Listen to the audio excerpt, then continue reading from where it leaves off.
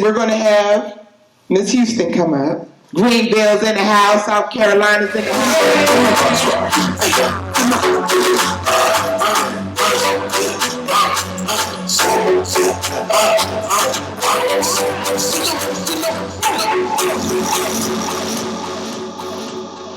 Awesome, awesome. So this has been a wonderful, wonderful day. I'm so excited about everything that I've taken in. So yesterday I talked about self-care. And one of the points that I made in regards to like what can you do, one of those things was minding your business. So I wanted to focus more on that today in my 15 minutes. And actually be a little bit more vulnerable with you and share about my story to make my points. So I started my career out in hospice, and I did that for 8 years.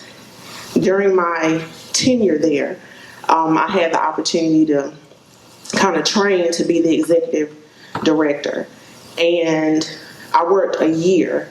The hospital paid for me to go to the trainings and all this stuff, so I was sold. I was 100% sold on this is what I'm supposed to be doing.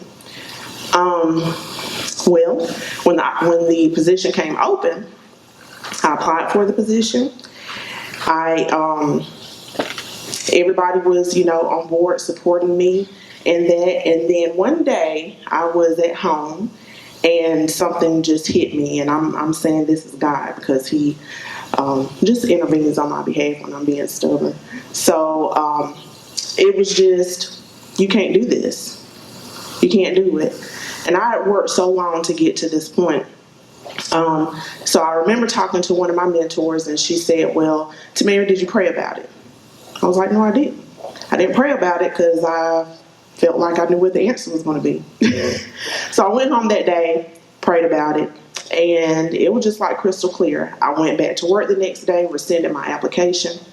And I'm going to tell you what happened. I was working full time. I decided I was going to leave hospice. I spoke to my supervisor and I said, well, I think I need to kind of step away from this and do something different. She said, well, who's going to do your job? Because I was in supervision at that time. I was like, well, that's for you to figure out. I don't know. I said, well, what I can do is I'll work 3 days. That's all I can give you. I worked 3 days. So that took me from salary to hourly. And this is how God works. I made the same amount of money, if not more, working those 3 days. Because now I'm hourly, all that overtime and on call, I was getting paid for that now. And so my first point is reframing the no. All right. Right. And the no for me, and I think for many of us, is not so much about what other people are saying no to us about. It's about what we are saying no about. That there are opportunities, we're all aspiring to do something, whatever the next project is, whatever the next expansion of our business is.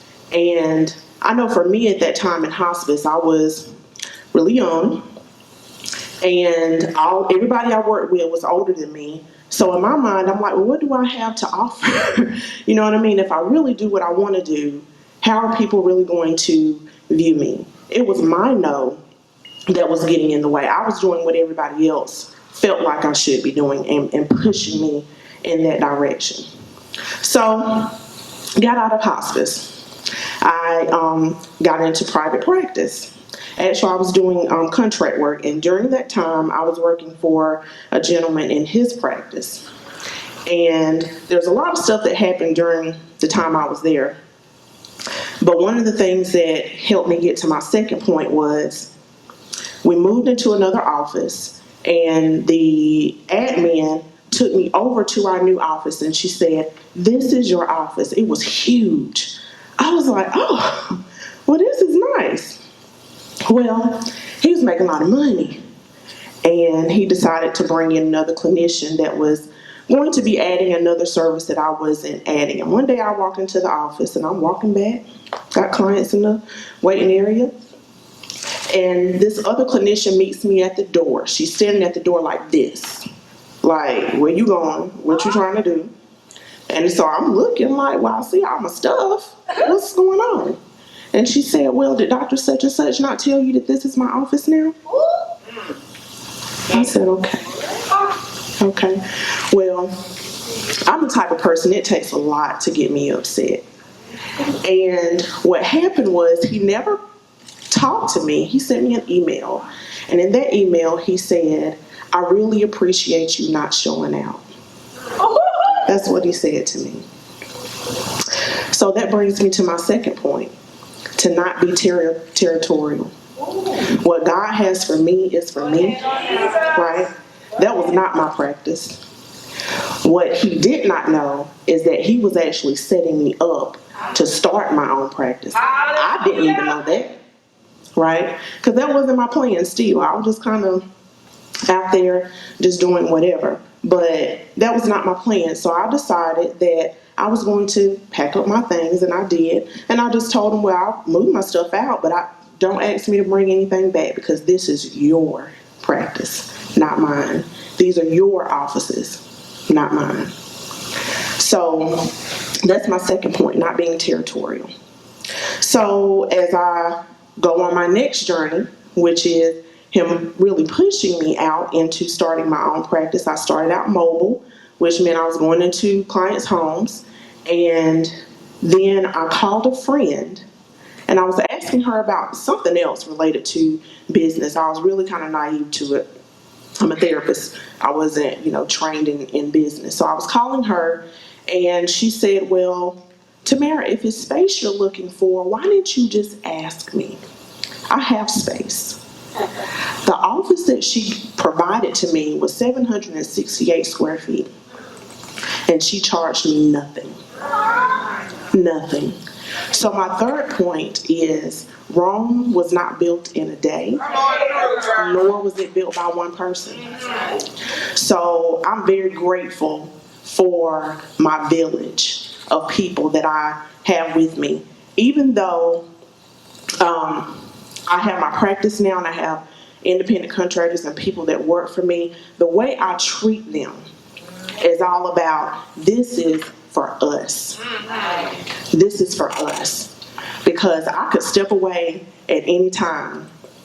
They still have families. They still, have their goals that they want to reach. And it's very important to me that I'm not taking away from their gift because I'm all about what I need, right?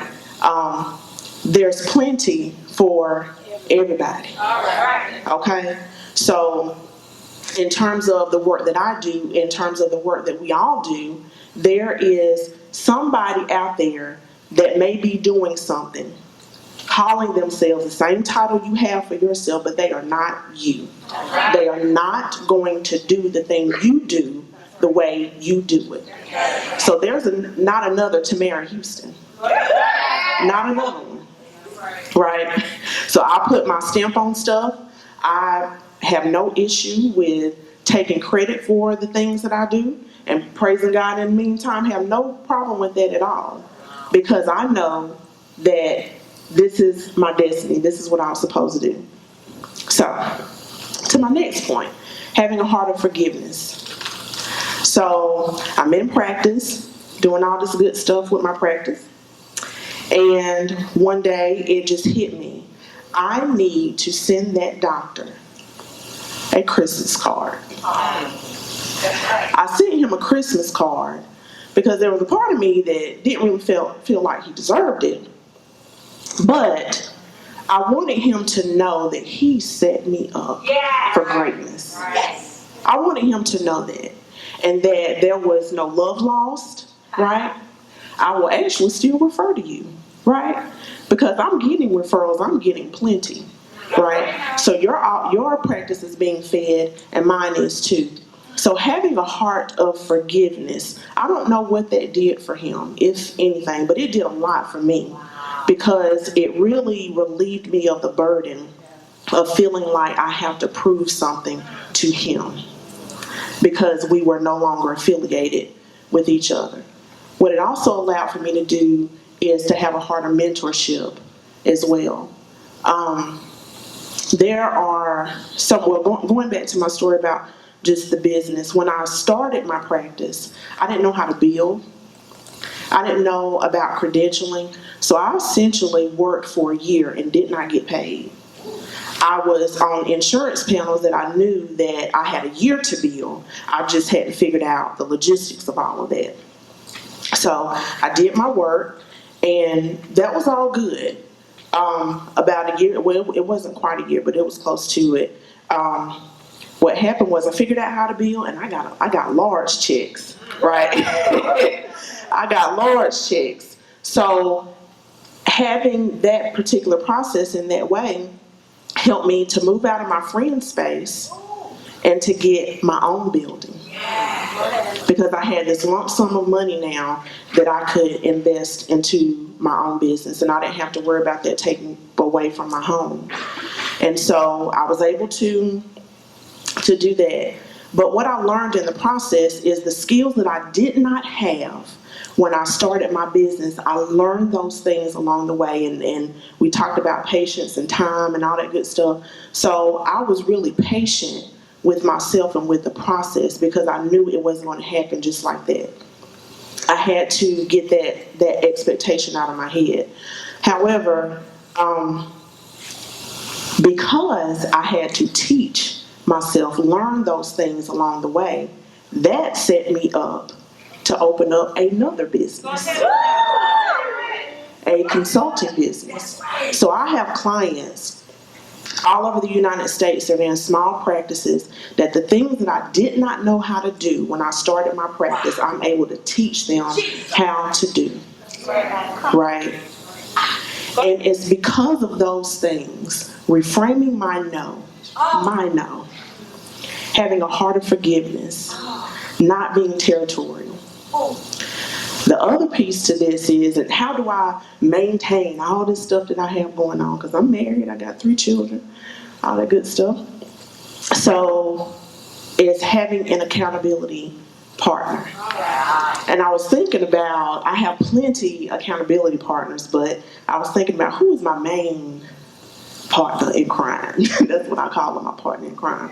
That's my 10-year-old. She's my main partner because she's the one. She looks just like me, for one. So she'll give me this look that I know is my look, right?